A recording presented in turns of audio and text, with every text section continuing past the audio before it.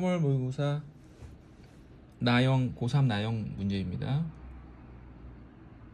자, 1페이지 1, 2, 3, 4번 풀어보도록 하겠습니다. 자, 1번입니다. 자, 리미트 x가 2로 갈 때 x제곱 플러스 5의 값을 물어봤는데, 자, 리미트가 이렇게 숫자로 가든지 아니면은 무한대로 가죠. 이제 문제는 두 가지 유형이 나옵니다. 숫자로 가든지 아니면 무한대로 가든지. 무한대에 간다는 거는 무한대도 있고 마이너스 무한도 있습니다. 그리고 숫자로 간다는 거는 이제 0을 포함해서 0, 1, 2, 3 이 정도 숫자로 가는 경우가 있는데, 자, 숫자로 가는 경우는 그냥 대입을 바로 합니다. 그래서 2를 대입하니까 제곱이 돼서 4 더하기 5는 이제 9가 되겠죠. 그래서 답은 3번입니다. 1번이니까 이렇게 쉬운 거고, 보통은 숫자를 대입하면 분모가 0이 돼요. 그럼 분모가 0이 된다는 거는 세상에 존재하지 않는 숫자죠. 분모가 0이 된 숫자는 없습니다. 존재하지 않아요. 그럼 분모가 0이 됐다는 거는 분자와 약분이 된다는 겁니다. 그래서 분모와 분자를 약분하고 다시 숫자를 대입하면 나와요. 또는 루트가 나왔을 경우에는 유리화를 하고 다시 숫자를 약분을 하고 다시 숫자를 대입하면 답이 나옵니다. 이제 숫자가 나온 경우, 리미트 밑에 숫자가 나온 경우는 그렇게 합니다.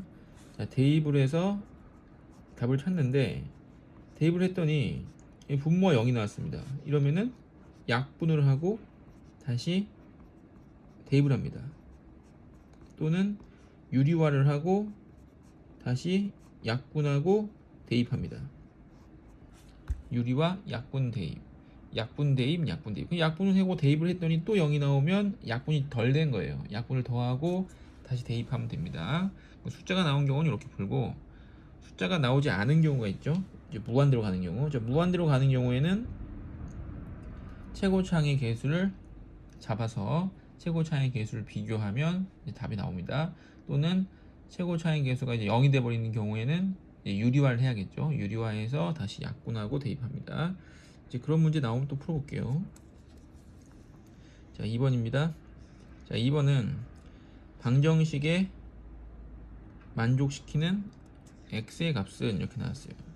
자, 그럼 방정식을 만족시키는 x의 값은 x 값을 찾으라는 얘기죠. 그랬더니 4분의 1은 2의 마이너스 2승입니다. 64는 2의 6제곱이죠.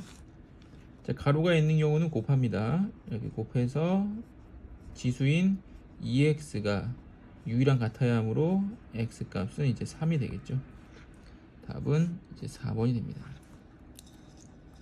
이건 지수방정식의 아주 간단한 내용이었습니다. 3번입니다. 세타가 제 3, 4분면의 각이고, 코사인 세타가 마이너스 5분의 4일 때 탄젠트 세타의 값을 구해라. 자, 그러면 3, 4분면의 각이니까, 자, 올, 사, 탄, 코. 그래서 코사인 탄젠트가 양수죠. 그 3, 4분면의 각은 탄젠트 값이 양수입니다.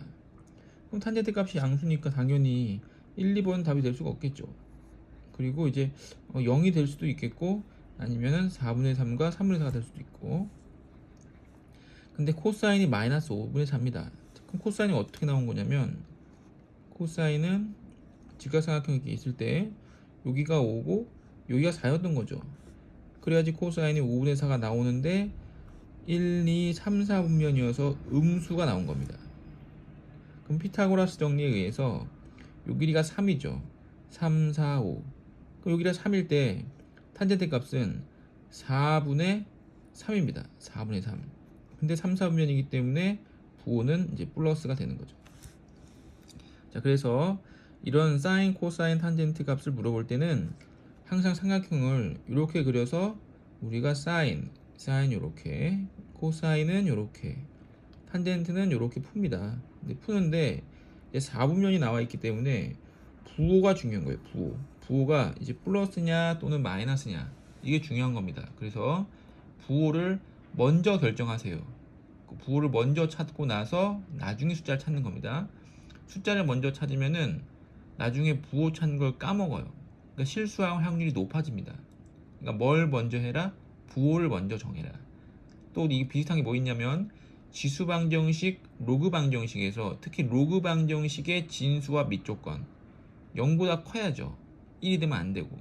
이제 그걸 빼먹고 문제를 풀면은 나중에 진수 조건 하는 걸 까먹습니다. 막 문제 풀려보면 막 인수분해도 해야 되고 막 복잡하다 보니까 가정이 길다 보니까 도중에 까먹어요. 그렇게 하면 안 되고 제일 먼저 해야 되는 게 밑조건, 진수조건 하고 나서 그 다음에 인수분해 들어가는 겁니다. 그 순서가 중요하다. 그럼 여기서는 삼각함수를 찾을 때는 뭐가 중요하다? 부호를 제일 먼저 정해라. 부호를. 자, 이제 4번입니다.